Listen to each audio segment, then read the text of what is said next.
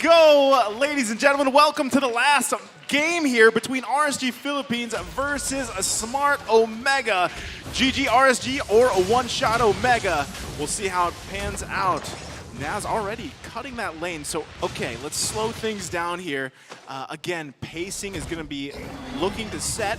Ryzen's going to head secure those buffs. So Light trying to get some vision here too. So again, the tension between the two teams is going to be massive. You have to respect Demon Kite on this Akai as well. Look at this, already early action. Light going to take quite a bit of damage, has to flicker out early on.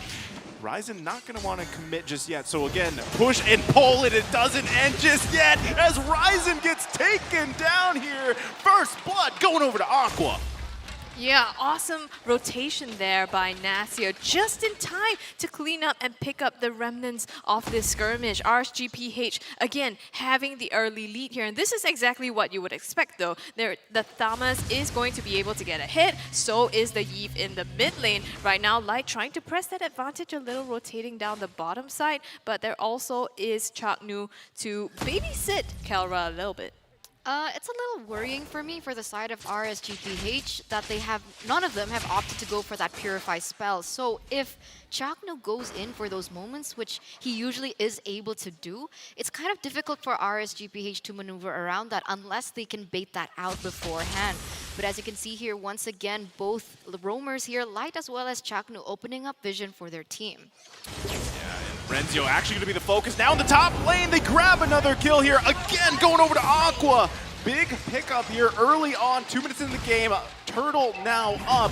This should be a free one for RSG Philippines. That's the thing, right? If Aqua, hold that thought. Emon being the focus here. 2 versus 1. Pops the blazing duet. Kelra not able to kill here. So that was a committed kind of action from Smart Omega to response with the turtle. And this is crazy, right? Because again, this is going against the grain of the previous 4 games. Right now, it doesn't stop yet. Kelra going to be the focus. Real world manipulation comes down. Light trying to cut him off. Kelra trying to run. Takes quite a bit of damage himself. Light, you got to be careful. There's the way of the dragon. He finds the kill. Oh no, and E2 Max here a little late to the party. He is trying to follow up on that damage onto Light, but unfortunately, he came a little bit too late to the party. So now RSG Philippines with the pickoffs on the board with the turtle in their pocket. They are leading with a 1.5k gold lead. Yeah, I think right now, RSG PH, the ball's in their court. They need to be able to take this lead, snowball it even further, or better still, turn that into kills and objectives. That's exactly what they've been looking for so far. Kelra down bottom, amazing jukes there in the real manipulation. Unfortunately, was still taken down, and RSG, they're not letting up, trying to press on the aggression here in the bottom side. Yeah, there's going to be some pressure a lot here on Kelra. Like I said, they don't want to just let him free farm here. We know exactly what can happen on any type of carry pick, whichever team decides to pick carry. And now, look at the focus, right? It's all in this bottom gold lane. Meanwhile, somewhat of an eternal battle at the top, Thamus versus Esmeralda, but they do need to slow things down the best they can. Demon Kite gonna lock down Ryzen with the heavy spin. Does he have the follow-up? There's no one there just yet. Now Naz comes in a little bit too late. Light not able to help out either. And right now, they're just trying to invade the jungle, take the buffs from Ryzen. They don't want to give him an easy, kind of just a free roam on this jungle pick right now. Renzio trying to help him out, but again, it's going to be secured. Emon now in trouble. Kelra looking for a kill here. Finds Emon as he falls. Kelra grabbing a kill. Yeah, a lot of trades have happened on the board here for both teams. It does seem like RSG, they're playing very aggressively into that top line, knowing that the next objective is there, and so that is going to be secured, as well as the buff coming in from Omega. But it is going to be Kelra here with 1 kill on the board. They have looked for some sort of compensation as of yet. RGPH, they are looking to end this game, right? They are on a timer here. The moment this reaches the later part of the game, they're gonna have a difficult time chunking down the HP bars of Omega. So that's why they really need to capitalize on this lead that they have now. Iman dying there was not good for RSGPH. And actually, he's picked up the flicker this time instead of the sprint on the Claude. Ooh, Light. I don't know if that's the Light spider sense there, but he knew they were there, so He forces them back, so this is already a turret secured here for RSG Philippines. They're going to start continuing on with this lead. They have the 2.4K gold lead. They will most likely go in for a lane swap too, but meanwhile in the top lane, Naz versus Renzio, looking to get the kill here. Can he find him? Renzio still has the shield. Here comes Ryzen though. Naz could be in trouble, pops the Vengeance. It's a 2 versus 1. This man knows how to play, but hold on. They focus him down, and Naz falls. Man, it took 2 members from the side of Omega to commit onto Makunaz himself in order for him to get taken down. He is so good in that EXP lane, buying so much time and baiting a lot of man resources coming in from Omega, whereas Demon Kite in the meanwhile has just secured and been so aggressive into the jungle of Omega. I mean, I'd say that's still a win for RSG. Just one person alone, Naz, bought so much time, like you said, for them to be able to take the mid-tier 1 turret, and this clears so much space for them in terms of map control, especially now that the turtle is spawning. You can see that RSGPH already have the better position on this objective. Wondering again, does Smart Omega just allow, 3 turtles just through, right? They don't have to fight these, to be honest. That's what we've seen before. So right now, 3 turtles going to be secured by RSG Philippines as they look to continue on the turrets in the top lane, forcing everybody back here. Smart Omega, meanwhile, at the bottom lane, it's the continued 1 versus 1. At what point does Smart Omega choose to actually be aggressive, or do they just continue on to be on the defensive? I mean, they need to wait for those power spikes to hit, but meanwhile here, Naz caught in a weird situation. No, this one could be it, but look at Naz. Pops the Vengeance, forcing 3 members of Smart Omega back here. That's how confident he is. Here comes Light. Who's Light gonna catch? Forcing Ryzen back now. There's gonna be the Dawning Light. Naz quite low here. Ryzen trying to roll out. Jack New there, just waiting patiently here. That's gonna be the knockup. They find the way of the dragon as 1 falls for Smart Omega. Chase was so long. I almost thought they might fall into a bait of sorts by Omega, but still being able to take Ryzen down there, so extremely well played. Now RSG, they are at about a 3K gold lead ahead of Omega. Not super far ahead yet, but they are definitely looking to press this on. As you can see, map state 3 turrets already down, so RSG feels like they've put a pedal to the metal. Oh, right now, another way the Dragon is going to find the connection here. Max falls. This is the decision-making of Light, just showing how strong it's going to work here. He's already 3-0.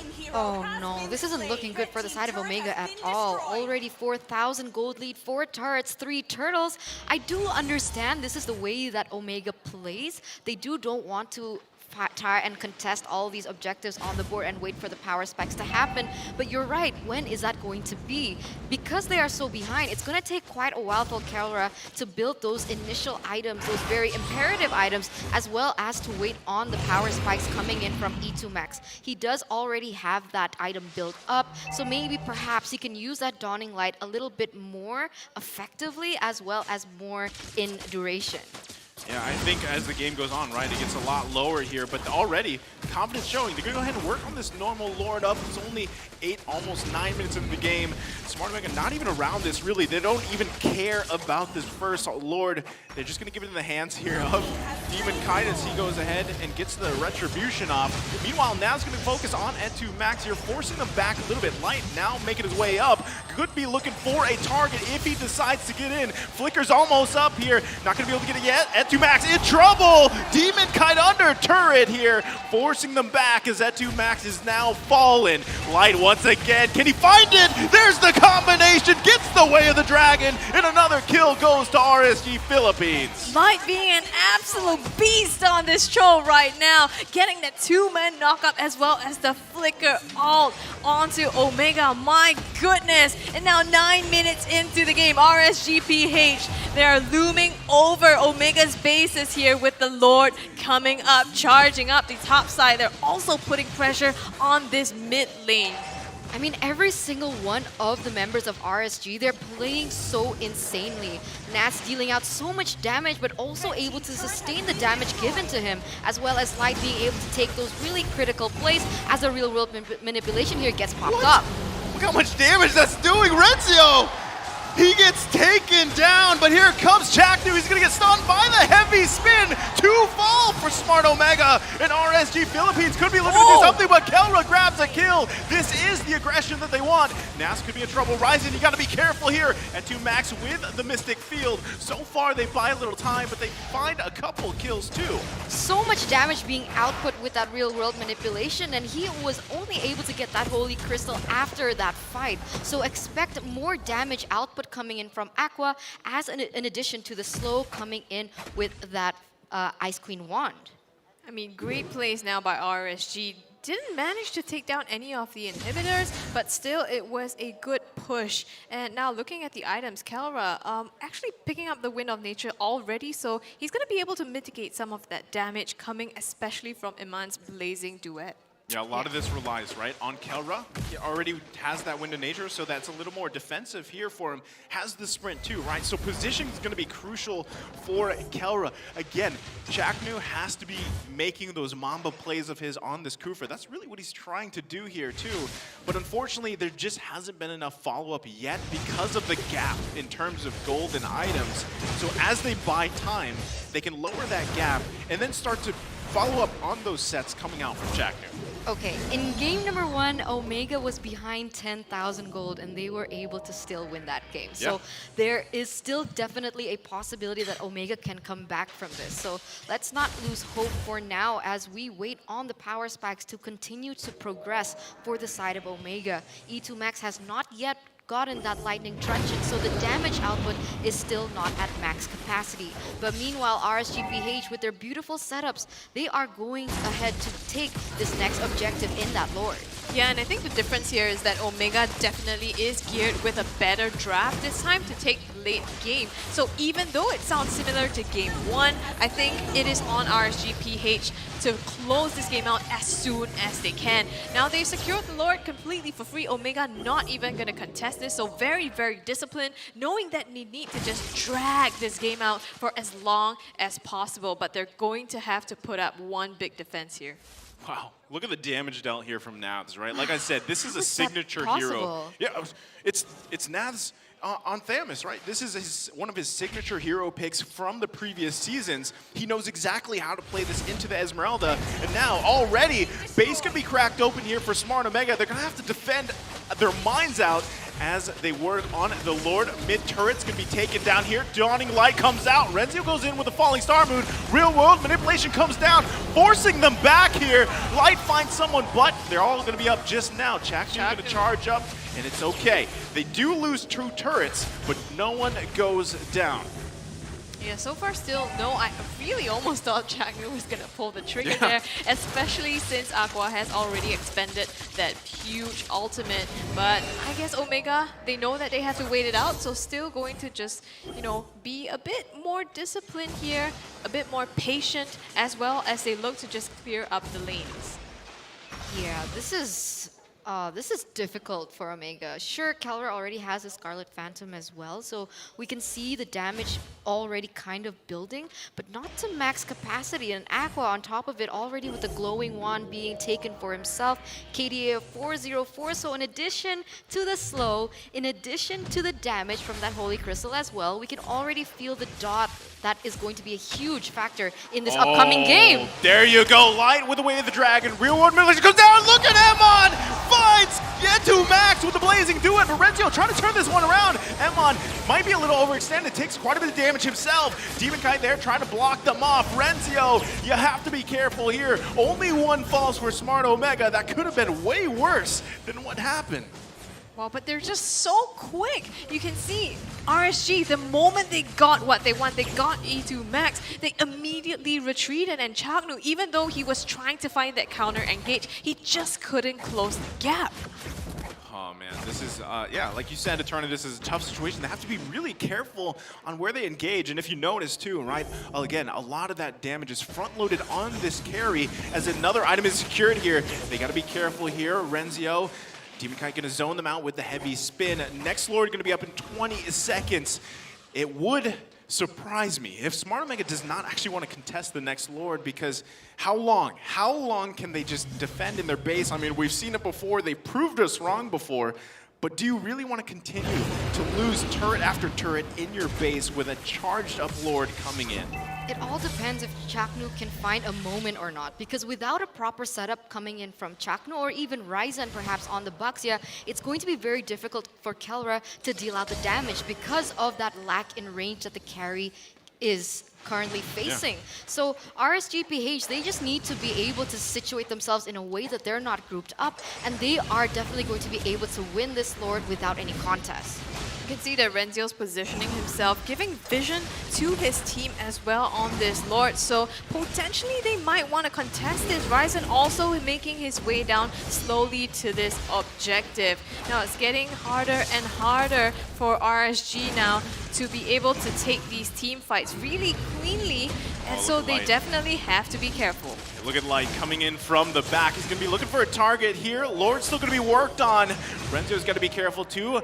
Now the rest of RSG Philippines going to focus on the Lord. No one's going to go just yet. Who's going to secure this one? Light takes quite a bit of damage. It's going to be secured here by Demon Kite, and that one is taken by them. He has to use the heavy spin to buy some time, but he's going to fall here. Killing spree for Kelra as he finds Demon Kite, but now they have to defend against the Lord. One member taken down for the side of RSG, and you could see that E2 Max was waiting to pop out that Dawning Light to be able to secure or steal away the Lord. Unfortunately, it came out a second too late, and RSGPH Demon Kite was able to get that even though he got taken down in return. That was a bit too close for comfort for me, honestly. On RSG, Light trying to find the flank, but at the same time, you cannot just walk up into Kelra at this point. But the knockup comes on to Chaknu here. The flicker will not save him as Iman dives back into them with the blazing duet here. Does not get any more kills, but Ryzen